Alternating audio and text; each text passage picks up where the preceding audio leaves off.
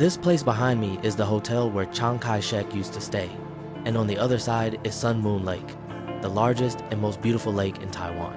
Surprisingly, 76 years ago, this hotel was Chiang's favorite place to stay, and now it has become one of the most expensive and luxurious hotels in Taiwan. As someone living in the area, I'm very curious about what the place where Chiang once stayed is like. So in today's video,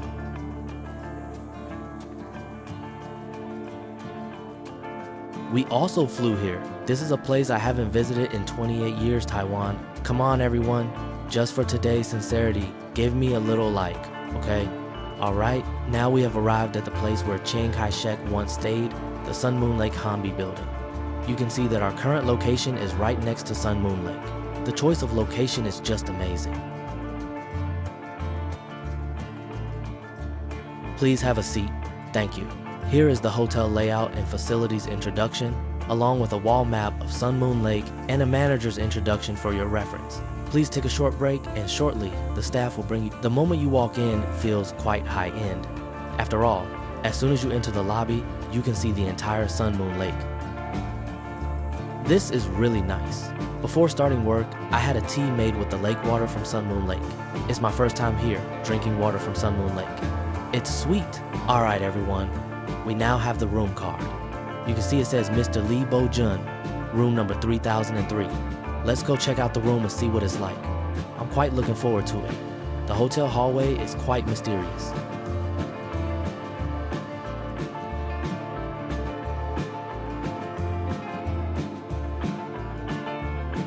It's completely different from the hotels we usually stay in. Here it is. This is our room. Let's see. It's called the Blue Courtyard. This is pronounced Lan, right? I can't read traditional characters well, but it's Lan. Okay, that's it. The pattern matches. This is the room card. We just need to swipe it. Good. Come in, everyone. What kind of place is this? It feels a bit like a courtyard house. This hotel is different from what I imagined.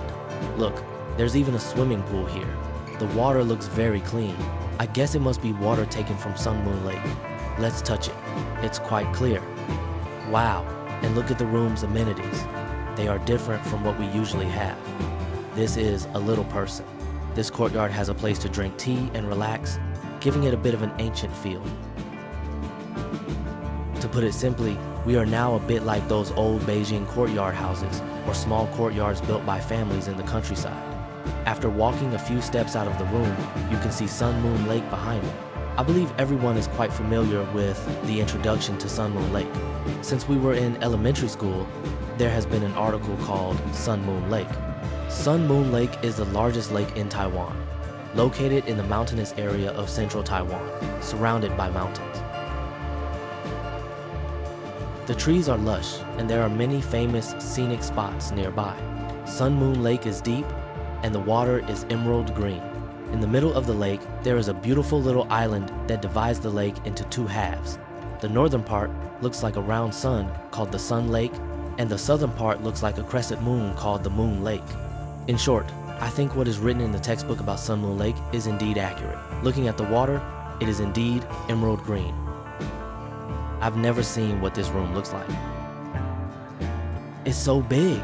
A bed that can sleep 2 people, and on the right side, there's a table that I feel could fit 2 more people. Across from the bed, there are some fruits provided. What kind of fruit is this? This is a special fruit from Taichung, Taiwan, harvested from mid-October to mid-November. This is the first time I've seen persimmons like this. Let's try it later, okay? And over here is the bathroom. On the right side is a hot spring area, a bathing area. Isn't this just a small bathhouse from Northeast China? And outside, there's a door we can go out from. Let's take a look. What is this place? Oh, it's an outdoor shower room. So there is a place to wash up here, and you can also take a shower here. I have to say, Chiang's lifestyle back then was quite nice. There are indeed many places to bathe. Let's see what kind of toilet they use in this bathroom. Oh, it's a smart toilet, but I don't think Chiang had this back then. Alright, everyone, let's take a look at what a 5-star hotel has inside. Wait a minute, this hotel is a bit abstract. The Sony TV is gone. Don't you have a better TV? How stingy.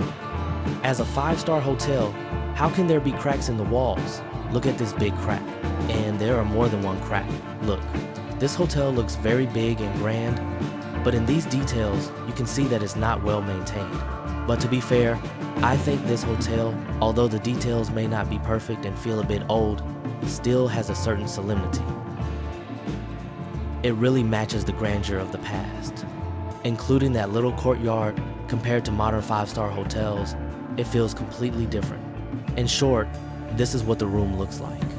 I wonder what you all think, because actually, staying at this hotel today costs over 9,000 RMB.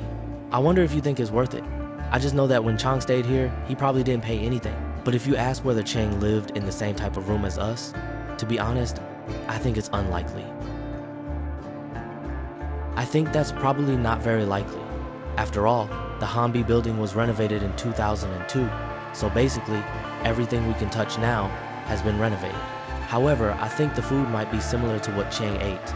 It is said that Chang had a poor appetite and didn't like Western food. He only ate Chinese food. So next, I'll take you to see what Chinese food is available at the Hanbi building. We are now seated inside the Chinese restaurant of Hanbi building.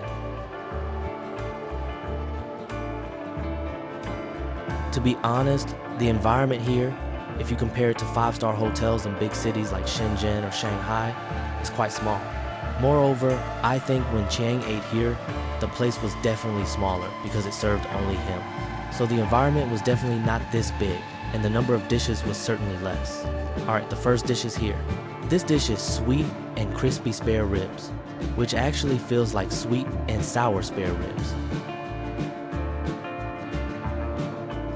Everyone can take a look. How does this taste like Dong Po pork? The sauce is exactly the same as Dong Po pork, with no difference at all. The second dish is Alishan bamboo shoots, a very local dish. These bamboo shoots come from Alishan. I believe everyone has played racing games as kids and must have raced through Alishan, right? That's the Alishan we're talking about. Let's try it, shall we? The bamboo shoots taste very plant-like, with no trace of seasoning. It can only be said that Chiang's taste is quite light. At least this dish shows that. Alright, the third dish is here. This dish is called tea-scented mushroom. Previously, the taste of the steak sauce, you see actually the beef is covered with a lot of sauce. I think this is not as good as the braised beef noodles in Taipei. So far, I think Chiang's meals are quite dull. Although there is meat, it is indeed quite ordinary. The first soup is a soup called grouper soup, made with water from Sun Moon Lake.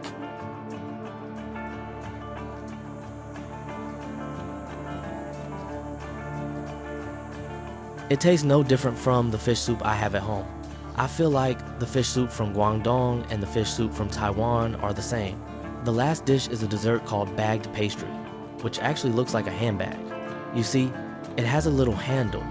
This is a bit abstract.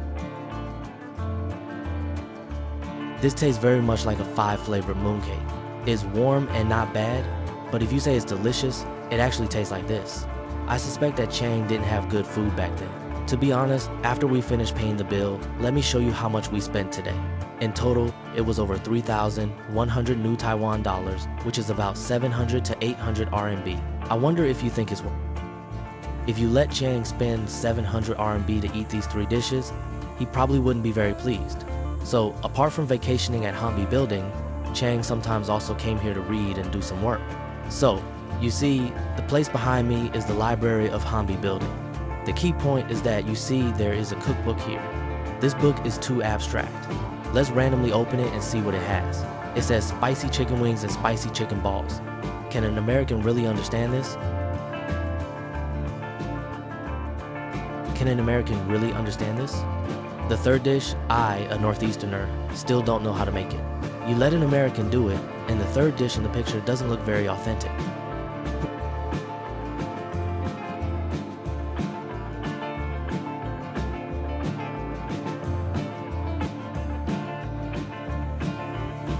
We are now soaking in the bath. I estimate that back then, Chang probably did the same thing as us. After eating, he would go out for a stroll and then come back to soak in a small bath. Now, let me evaluate something. This thing which we saw when we entered the hotel. I just finished eating. Let's see what it is. Oh, it's hard like an apple. It's hard. I thought it was a soft persimmon.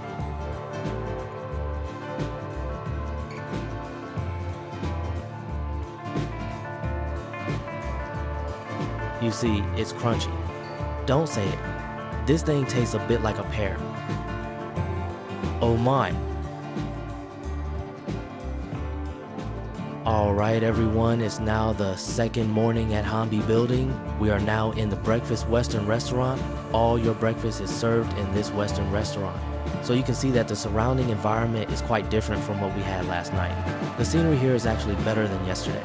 On my right is Sun Moon Lake, which is very impressive. What surprised me even more is that breakfast is so abundant. It not only has ordinary Western breakfast, but also buns, porridge, and everything. I guess it's all the kind of food Chang like to eat. I think this breakfast is quite bland.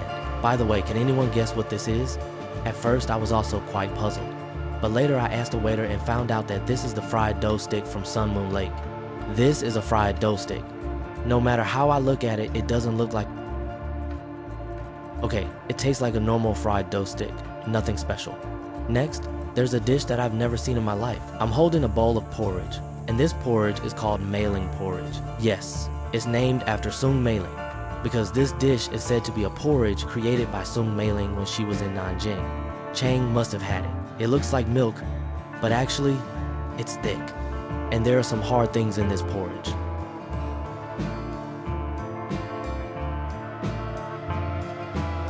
It should be yam. It seems Chang liked to drink this porridge. It's quite interesting. After eating, let's take a look at the swimming pool at Hanbi Building.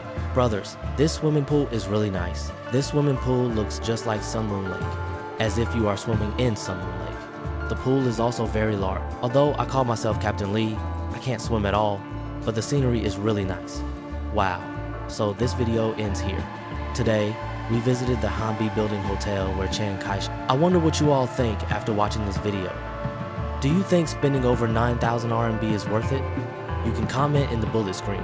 However, I want to tell everyone that today we stayed in a villa suite, which is quite expensive, while the normal room in this hotel is only over 4,000 RMB per night, which is half the price of what we stayed in today. If in the future, when you come to Taiwan and want to stay at Sun Moon Lake, you can come and experience it. After all, to be honest, looking at the scenery behind me, besides this hotel, I feel like there's no other place where you can see such a view. So today's video ends here. See you in the next video. Bye.